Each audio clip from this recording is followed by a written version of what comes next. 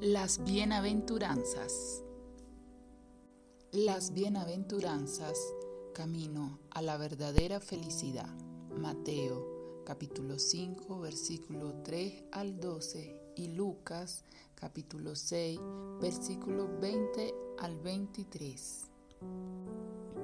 Las bienaventuranzas. La palabra griega traducida como benditos o bienaventurados significa bienestar espiritual y prosperidad. Aquellos que experimentan la primera parte de una bienaventuranza, que es la pobreza, el llanto, la mansedumbre, hambre y sed de justicia, misericordia, pureza, pacificadores y persecución, también experimentarán la segunda parte de la bienaventuranza, que es el reino de los cielos, el consuelo, la tierra por heredad, saciedad, misericordia, ver a Dios, ser llamados hijos de Dios y ser herederos del reino de los cielos. Los bienaventurados tienen participación en la salvación y entrada al reino de Dios, experimentando un anticipo del cielo. Las bienaventuranzas describen al discípulo ideal y sus recompensas, tanto presentes como futuras. La persona a quien Jesús describe en este pasaje tiene una cualidad de carácter y estilo de vida diferente de aquellos que aún están fuera del reino. Bienaventurados los pobres de espíritu, porque de ellos es el reino de Dios. Lo encontramos en Mateo capítulo 5, versículo 3. Los pobres en espíritu son aquellos que se sumergen a sí mismos en la gracia de Dios. Son quienes reconocen de forma personal su estado de bancarrota espiritual ante Dios. Es el recaudador de impuestos en el templo, golpeando su pecho y diciendo: Dios, ten piedad de mí, pecador. Lo encontramos en Lucas capítulo 18, versículo del 9 al 14. Es una confesión honesta de que somos pecadores y plenamente carentes de las virtudes morales necesarias para agradar a Dios. En su forma más profunda reconocemos nuestra necesidad desesperada de Dios. Por tanto, al inicio del Sermón del Monte, aprendemos que no todos tenemos los recursos espirituales en nosotros mismos para poner en práctica las enseñanzas de Jesús. No podemos cumplir el llamado de Dios en nuestras propias fuerzas. Gran parte del resto del sermón destruye una idea con la que nos hemos engañado a nosotros mismos, que somos capaces de obtener un estado de bienaventuranza por nuestra propia cuenta. El sermón busca producir en nosotros una pobreza genuina de espíritu. Luego de hacer una reflexión sobre esta bienaventuranza, pregúntate: ¿qué dependencias tienes en vida? Entendiendo por apego que nuestra felicidad no depende entonces de nosotros mismos, sino que estará muy dependiente a la relación que mantengamos con esa otra persona, o en el trabajo, o con cosas materiales como aparatos tecnológicos, dinero, fama, etc. ¿Qué te hace sentir rico o rica? ¿Cuáles son las dependencias o bienes materiales o tecnológicos que alejan hoy a las personas de Dios? ¿Cómo describirías a una persona pobre de espíritu? ¿A qué personas conoces que son pobres de espíritu y cómo lo demuestran? ¿Qué debes hacer para realmente llegar a ser pobre de espíritu? Bienaventurados los mansos, porque ellos poseerán la tierra. Mateo capítulo 5, versículo 4. La segunda bienaventuranza se desarrolla sobre un reconocimiento mental de nuestra pobreza espiritual, agregando una respuesta emocional de tristeza. Enfrentar la perversidad de nuestra propia vida nos entristece. La perversidad puede venir de nosotros mismos, de otras personas o de fuentes desconocidas.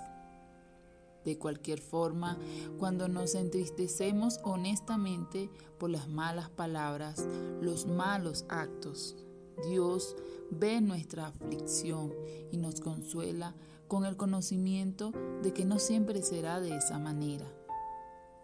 Los que son bendecidos con el llanto por sus propias fallas pueden recibir consuelo en la vida cotidiana, admitiendo sus errores. Si cometemos un error con una persona, lo admitimos y le pedimos perdón. Eso requiere valentía. Sin la bendición emocional de la tristeza por nuestras acciones, probablemente nunca tendríamos la valentía para admitir nuestros errores. Pero si lo hacemos, nos podemos sorprender de que con frecuencia las personas están dispuestas a perdonarnos. Y si alguna vez otros se aprovechan de que admitimos nuestra culpa, podemos recurrir a la bendición de la humildad que fluye de las primeras bienaventuranzas. Después de esta reflexión de esta segunda bienaventuranza, pregúntate: ¿buscas el reconocimiento de los demás con tus acciones? ¿A quién buscas agradar con tus acciones? ¿Cómo reconoces a una persona humilde? Frente a la adversidad, ¿cómo actúas con tu familia? Y frente a la adversidad, ¿cómo actúas frente a Dios? Bienaventurados los que lloran, porque ellos serán consolados. Mateo capítulo 5, versículo 5. La tercera bienaventuranza deja perplejas a muchas personas, en parte porque no entienden qué significa ser humilde, manso, en otras versiones. Muchos suponen que el término significa débil, soso o falto de valor. Sin embargo, la perspectiva bíblica de la humildad es que es poder bajo control. En el Antiguo Testamento, Moisés fue descrito como el hombre más humilde de la tierra. Lo vemos en Números capítulo 12, versículo 3. Jesús se describió a sí mismo como manso y humilde. En Mateo capítulo 11, versículo 28 al 29. Lo que no contradice su acción enérgica al limpiar el templo en Mateo capítulo 21, versículo 12 al 13.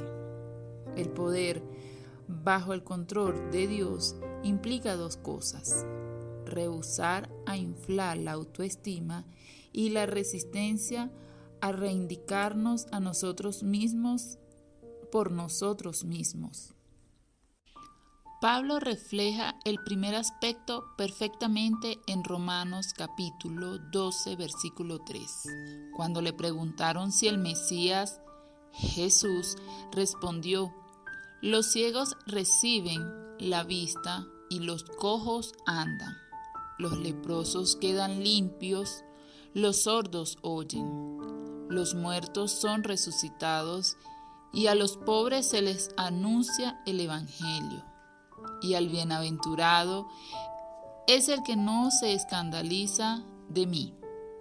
Lo encontramos en Mateo capítulo 11, versículo 4 al 6. Él no tenía una autoimagen más alta ni un complejo de inferioridad, sino un corazón de siervo basado en lo que Pablo llamaría más adelante un buen juicio. El segundo aspecto lo refleja en el Salmo 37, versículo 1 al 11, que comienza con: no te irrites a causa de los malhechores, y termina con: más los humildes poseerán la tierra. Eso significa que contenemos nuestra necesidad de vengar lo malo que nos han hecho, y en cambio usamos el poder que tenemos para servir a otros. Luego de esta reflexión de esta bienaventuranza, pregúntate: ¿en qué aspectos de tu vida cotidiana te es difícil ser paciente? ¿Qué tan paciente eres cuando estás enfermo o ante problemas causados por otras personas o ante no poder lograr rápidamente lo que deseas? ¿Qué injusticias originan en ti la falta de paciencia y cómo trabajas activamente para disminuirlas? ¿Qué piensas de esta frase de Santa Teresa de Ávila? Quien a Dios tiene, solo Dios basta. ¿Qué pecados sociales existen cerca de ti? ¿Te causan dolor y preocupación o eres indiferente a ellos? ¿Has buscado espacios de encuentro con Jesús? ¿Tienes cerca personas que necesitan tu ayuda? ¿O cómo puedes ser más solidario con ellos? Bienaventurados los que tienen hambre y sed de justicia, porque ellos serán saciados. Mateo capítulo 5, versículo 6. Entender la cuarta bienaventuranza nos lleva a buscar lo que Jesús quiso decir con la palabra justicia. En el judaísmo antiguo, actuar justamente significaba exonerar, justificar, restaurar a una relación correcta. Los justos son aquellos que mantienen relaciones correctas con Dios y con las personas a su alrededor. En las relaciones correctas, los que cometen faltas son absueltos de la culpa. Esto fluye a partir de la humildad, que es la tercera bienaventuranza, porque solo podemos formar relaciones correctas con otros cuando dejamos de hacer que todas las acciones giren a nuestro alrededor. Usted tiene hambre y sed de relaciones correctas con Dios, con sus compañeros de trabajo, con su familia y con su comunidad. Reflexionemos esto. El hambre es una señal de vida. Estamos hambrientos de buenas relaciones si añoramos lo bueno para otros, por su propio bien, no solo como un bocado para satisfacer nuestras necesidades. Si vemos que tenemos la gracia de Dios para esto, tendremos hambre y sed de relaciones correctas, no solo con Dios, sino también con las personas con las que convivimos en el día a día. Luego de reflexionar sobre esta bienaventuranza, pregúntate: ¿qué tipo de necesidades sacia al Señor? ¿Cómo diferenciarías la justicia de Dios de la de los hombres?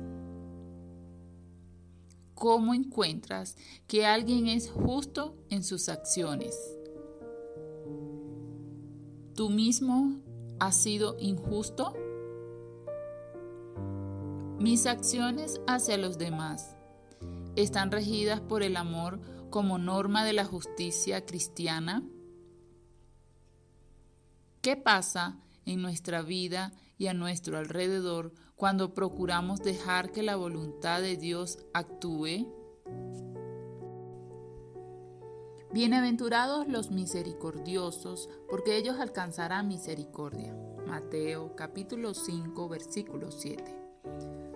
Si usted es bendecido con el dolor por sus propias fallas, que es la segunda bienaventuranza, y con relaciones correctas, la cuarta bienaventuranza, no le será difícil ser misericordioso con las personas en el trabajo o en cualquier otra parte. La misericordia consiste en tratar a las personas mejor de lo que merecen.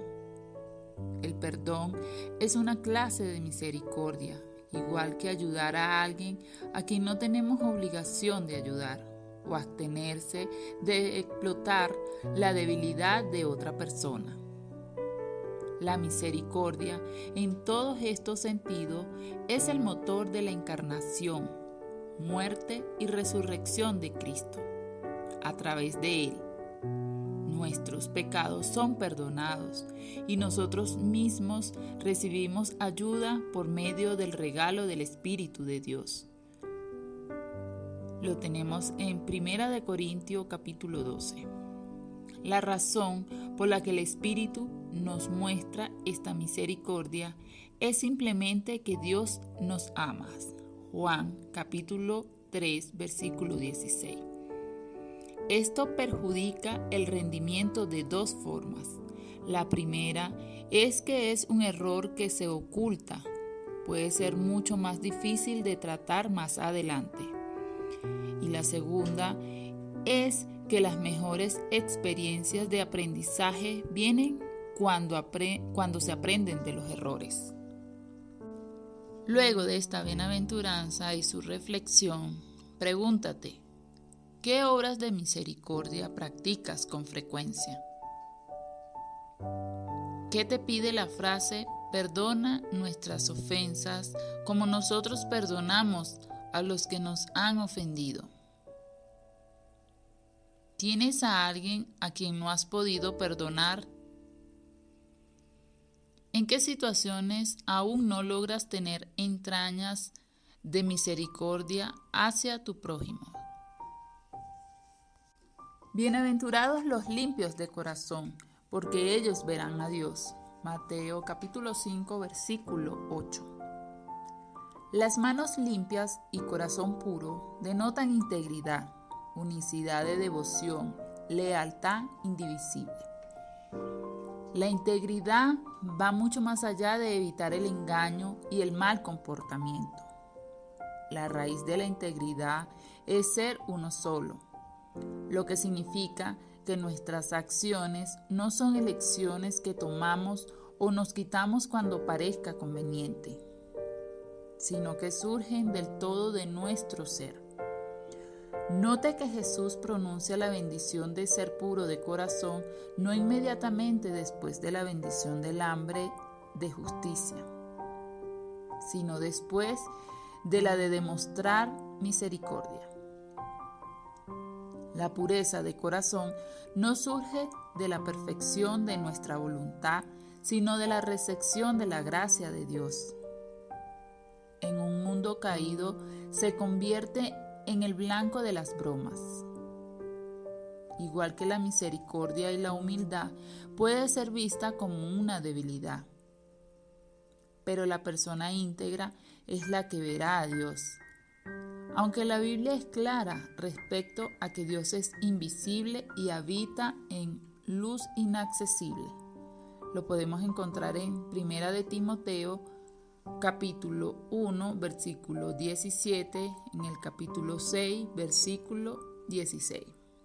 El puro de corazón puede percibir y sentir la realidad de Dios en esta vida.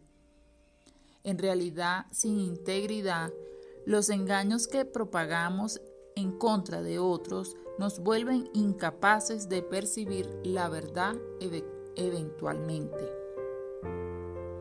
El impuro no tiene deseo de ver a Dios, porque aquellos que son parte del reino de Cristo son bendecidos porque ven la realidad como verdaderamente es, incluyendo la realidad de Dios.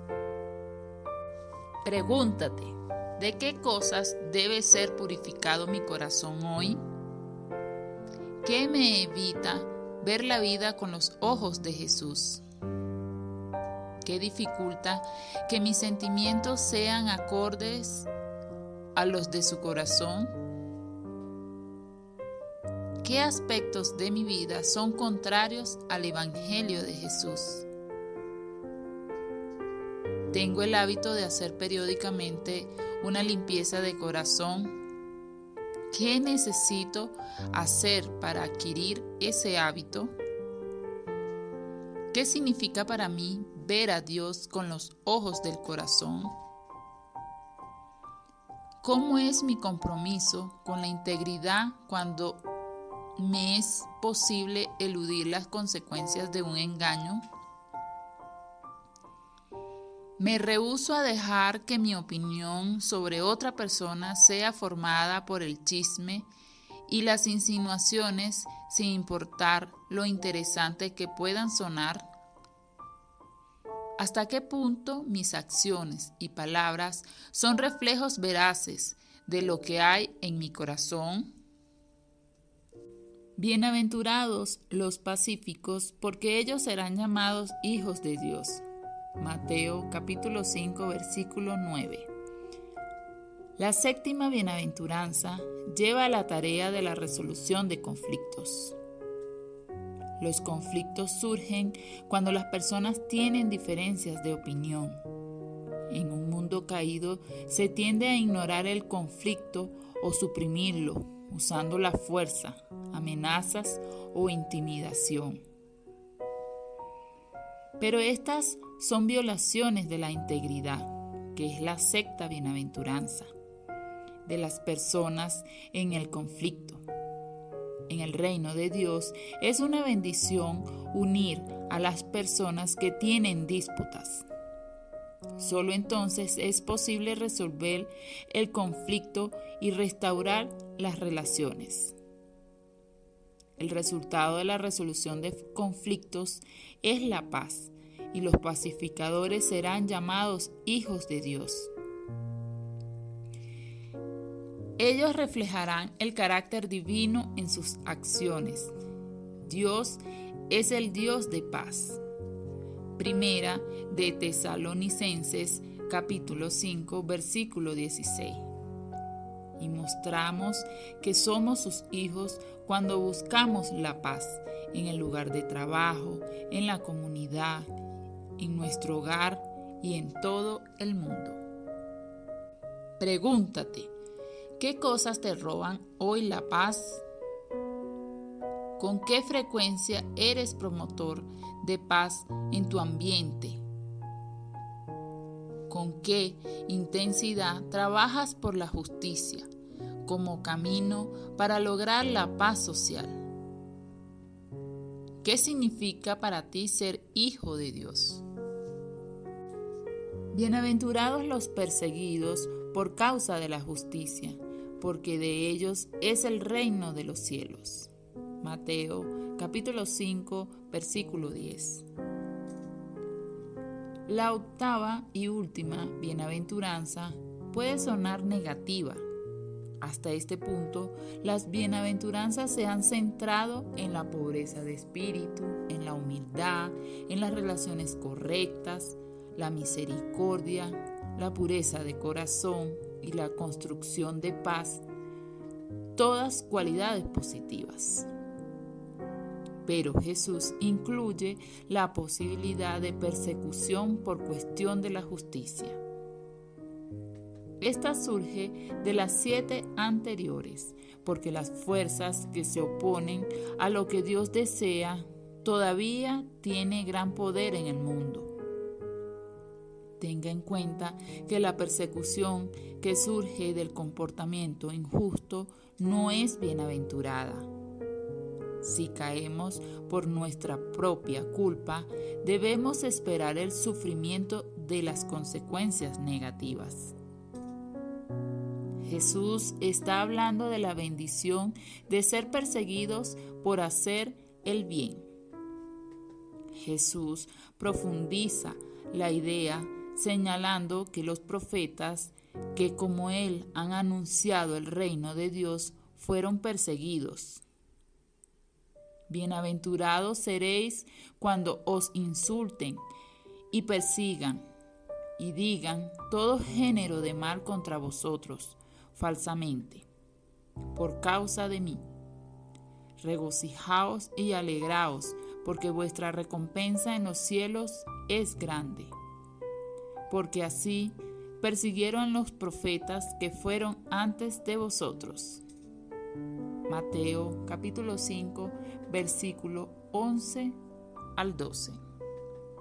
Pregúntate, ¿en qué forma experimentas, promueves y haces presentes la justicia de Dios? ¿Cómo demuestra tu amor y convicción en el seguimiento de Jesús? ¿Qué frutos del Espíritu Santo has experimentado cuando actúas como profeta de esperanza frente a los demás?